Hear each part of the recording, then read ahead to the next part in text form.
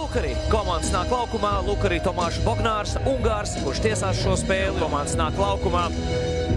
RFS, kā jau ierasts savās zilajās krāsās. Jau redzējāt, un tagad pār Tel-Avivas Makābī starta sastāvu. Roy Mišpati, 90. numurs vārtos.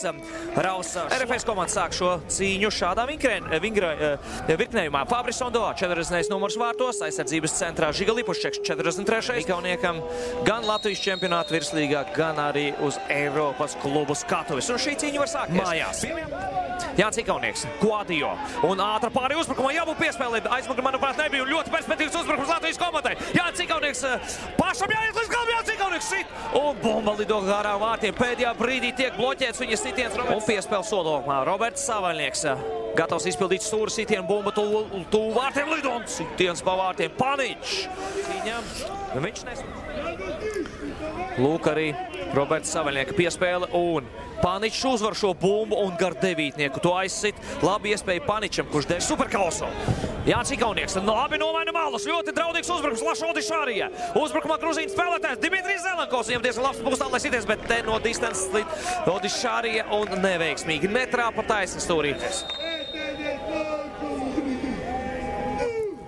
Piespēl soda laukumā, un te ļoti bīstams uzbrukums, un diemžēl bumba ir arī vārtos. Aizmugres nav tur, neviens nav bijis aizmugrē, un diezgan viegli gribās teikt tā, ielaižam vārtus. Neuzvaram bumbu šajā centrējumā, kad mums tomēr ir lielāks resurss soda laukumā, jābūt lielākam pārspēkam, bet nenokontrolējam. Un redzam šāda epizode beidzas ar Turģemana vārtu gūmu. Dors Turģemans ir izcēlies ar... Nē, tomēr norāda UEFA. Jā, UEFA arī izmaina vārtu guvējumu, mums paraidīja Turģemanu vispirms, bet pēc tam mēs redzam šo uzbrukumu. Nu, lūk, kā netiek nokontrolēts.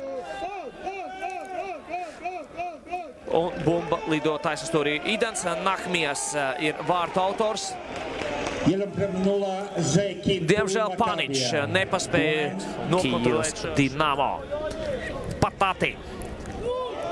Un ļoti bīstams uzbrukums, un glābi izcili viņš spēlē, un te vēl viens sitiens pa vārtiem. Un par laimi RFS komandai te ir aizmugre. Soda laukumā, lai varētu tikt arī pie sitiem pa vārtiem. Ai, Lipuščeks kļūdās piespēlē, un tas būs arī viss spēles pirmajā daļā.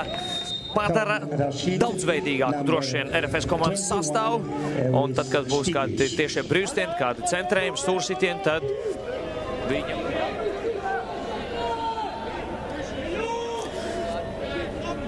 Quadio, Paničs, un laba piespēle Solhovā, Roberts Savaļnieks, iespēja bomba ir vārtos! Roberts Savaļnieks ar trešo var teikt piegājienu. Viņam šajā līgas fāzē ir bijuši 2 izgājieni, bet tos viņš realizēt nespēja, tai skaitā Frankfurtē, bet šoreiz viņš ir sekmīgs un panāk izlīdzinājumu 52. minūtē. RFS komandas soļo pretī ambīcijām uzvarēt šovakar. Nu tad beidzot, visās 9 spēlēs līdz šim bija piedalījies un bija momenti, lai gūtu vārds Roberts Savaļnieks. Tagad tas ir noticis. Liels prieks par Robertu Savaļnieku. Bet vēl, var teikt, tas ir tikai sākums cīņā par uzvaru. Skatāmies vēlreiz. Piespēles brīdī aizmugres nav perfekta. Paniča piespēle, ģeniāla piespēle. Un sitiens tālajā stūrī ir tikpat perfekts. Un Latvijas panāk nešķirto. Panāk izlīdzinājumu. Augstākā pilotāža. Iespējams, tieši Paničs ir pats svarīgākais, lai arī daudzi uzskata, ka Marhijevs ir komandas labākais spēlētājs, vai arī Jānis Ikaunieks, bet Paniča loma ir milzīga šajā komandā. 79. minūtē. Tiešais brīvstiens. Reti šādi uzbrukumi ir Makābi izpildījumā, bet viens tiešais brīvstiens viņiem bija rezultatīvs pirmajā puslaikā. Jāuzvar pirmā bumbu, tagad atkal bīstam, atkal bumba ir vārtos. Jā, šī ir problēma. Augumā ražanā RFS komanda netiek galā ar piespēlēm otrajā stāvā un Makābi otro reizi šodien izvirzāts vadībā. Ai. Maz laika palicis, lai atspēlētos. Tikmēr Makābi tēmē uz otru uzvaru pēc kārtas. Eirokausos pēc 4 zaudējumiem pret Braga, pret Midtjyllandu, pret Real Sociedad, pret Ajax. Iepriekšējā kārtā apspēlēta Bešiktaša 3-1. Kanihovskis gūst vārtus, otrie vārti viņam 5 spēlēs. 27 gadus vecais pussargs. Un atkal Paničs. Netiek klāt un nenospēlē. Un šeit pārlidoja bumba pāri Jānim Ikauniekam. Perfekta piespēle.